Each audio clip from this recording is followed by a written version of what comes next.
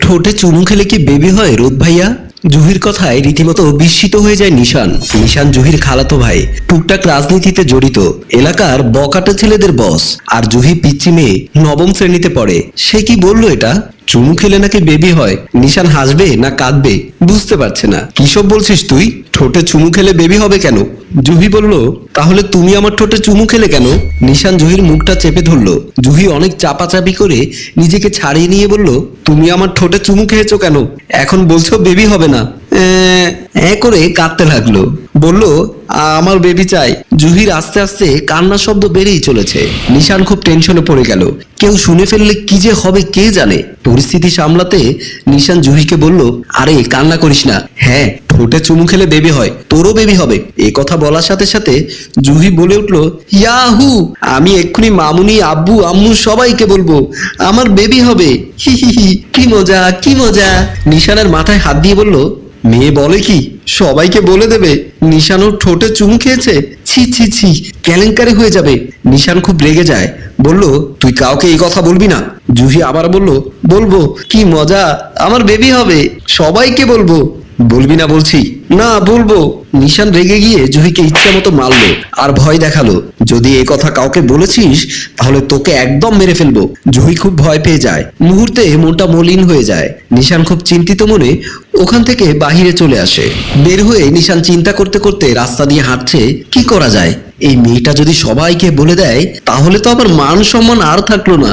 এমন সময় হঠাৎ রাস্তায় দেখা হয়ে গেল জুহির বান্ধবীর বড় ভাই রুবেলের সাথে। নিশান বলল, কোথায় যাচ্ছ? রুবেল বলল, আমি টিউশনিতে যাচ্ছি। শুনেছি তোমার বোন আমার খালাতো বোন জুহি দুজন ভালো বান্ধবী।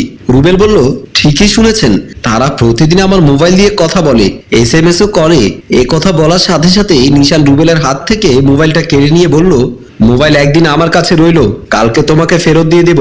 অনেকটাই ভয় দেখিয়ে বলল, যদি কাউকে বলো তাহলে তোমার খবর আছে। রুবেল কিছুই বলতে পারলো না, কারণ নিশান একই এলাকার ছেলে, তার স্বভাব চরিত্র খারাপ, তাই কিছু বলেনি।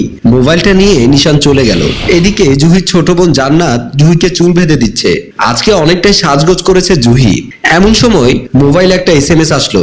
মোবাইলটা হাতে নিয়ে দেখলো SMS-টা কারো নয়, তার বান্ধবীর ভাইয়ের মোবাইল থেকে আসা। তাই জুহি আগ্রহ নিয়ে SMS-টা দেখলো। তাতে লেখা আছে, বান্ধবী, আমাকে পাত্রপক্ষ দেখতে এসেছে, তাদের পছন্দ হয়েছে।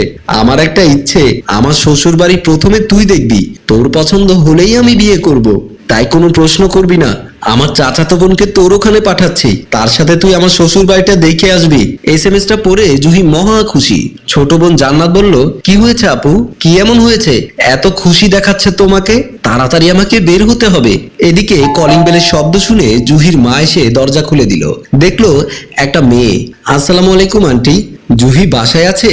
হ্যাঁ বাসায় আছে, কিন্তু তোমাকে চিনতে পারিনি। আমি রুহির বান্ধবী তারিনের চাচাতো বোন। তারিন আপুর শ্বশুর বাড়ি দেখতে যাব, তাই জুহিকে নিতে এসেছি। মা বলল, জুহি যাচ্ছে? মনে হয়ে যাবে, আমাকে তারিন আপু পাঠিয়েছে জুহি আপুকে নিতে। ঠিক আছে, তুমি সোফায় বসো, আমি জুহিকে পাঠাচ্ছি। কথা বলে মেয়েটিকে সোফায় বসালো। আমি জুহিকে পাঠাচ্ছি বলে মা চলে গেল। মেয়েটি এদিক ওদিক তাকাচ্ছে, দেখতে মনে হচ্ছে এটা কোনো মেয়ে নয়, আধা পুরুষ। একটু পরে ভেতর থেকে জুহি আসলো, বলল, তোমাকে পাঠিয়েছে তারিন, আপনি কি জুহি? জুহি বলল, হ্যাঁ, তাহলে চলেন, আর দেরি করে লাভ নেই। জুহি বলল, আম্মুকে একটু বলে যায়। মেয়েটি বলল, বলতে হবে না, আমি আন্টিকে সব কথা বলেছি, চলো তো, দেরি হয়ে যাচ্ছে। অনেকটাই জোরপূর্বক বাড়ি থেকে বের হয়ে গেল।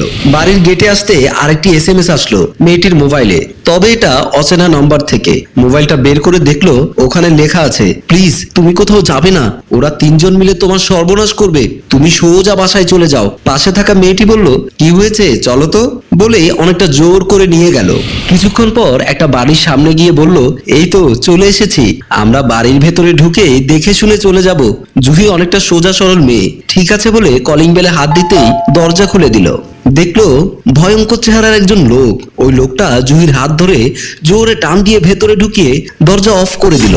বাহিরে দাঁড়িয়ে ওই মেয়েটা মুচকি মুচকি হাসছে আর ফোনটা বের করে কাকে যেন বলছে, তোমার কাজ হয়ে গেছে, আমার পেমেন্টটা বিকাশে পাঠিয়ে দাও। এই কথা বলে মেয়েটা ওখান থেকে নেমে গেল। কিছুক্ষণ পর ওই ঘর থেকে মাঝবয়সী দুটো লোক বের হলো। জানি না ভিতরে কি হলো, মনে হয় জুহিকে নিয়ে ক্রিকেট ম্যাচ খেলছে। এমনটা কেন হলো? জুহি কিছুই বুঝে উঠতে পারছে না, শুধু কান্নাই করে যাচ্ছে। বদমাইশরা জুহির শরীরকে অপবিত্র করে দিয়েছে। জুহির কোনো উত্তর খুঁজে পাচ্ছে না। তার বান্ধবী এমনটা কেন করলো? শুধু কান্না করে যাচ্ছে। জুহি মনে মনে সিদ্ধান্ত নিল সে আর বাড়িতে ফিরে যাবে না, আত্মহত্যা করে তার জীবন শেষ করে দেবে। এসব চিন্তা করে বসা থেকে উঠে দাঁড়ানোর সময় জুহির মোবাইলে ফোন আসলো। ফোন রিসিভ করতেই বলল, কি শিক্ষা হয়েছে এবার? বল তোর সাথে কি কি হয়েছে? জুহির বুঝতে আর বাকি রইল না।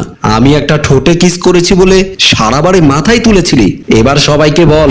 জুহি অনেকটা নীরবে সবকিছু সহ্য করে বলল, আমি সহজ সরল মেয়ে, সবার সাথে মিলেমিশে চলি, তাই বলে আমার জীবনটা নষ্ট করে দিলি। তারা দুজন অনেক কথা বলছে। আসলে লোকে ঠিকই বলে, সন্ত্রাসীদের কোনো বাড়ি, মা, বোন কোনো চিহ্নই থাকে না। আমি প্রথমে ভেবেছিলাম আমি আত্মহত্যা করব, এখন তোর শাস্তি না হওয়া পর্যন্ত আমি মরছি না। নিশান হাসতে হাসতে বলল, তুই আমার কিছুই করতে পারবি না, কারণ ডিএনএ টেস্টে আমার কোনো অস্তিত্ব প্রমাণ পাবে না। মোবাইলের SMS এর নাম্বার আসবে তোর বান্ধবীর ভাইয়ের। এ কথা বলে নিশান ফোন কেটে দিল। কিছুদিন পর কথায় আছে, পাপ কখনো বাপকেও ছাড়ে না। নিশানকে পুলিশ ধরে নিয়ে আসলো। পুলিশ অফিসার অনেকক্ষণ পেটানোর পর জুহিকে নিশানের সামনে দাঁড় করালো।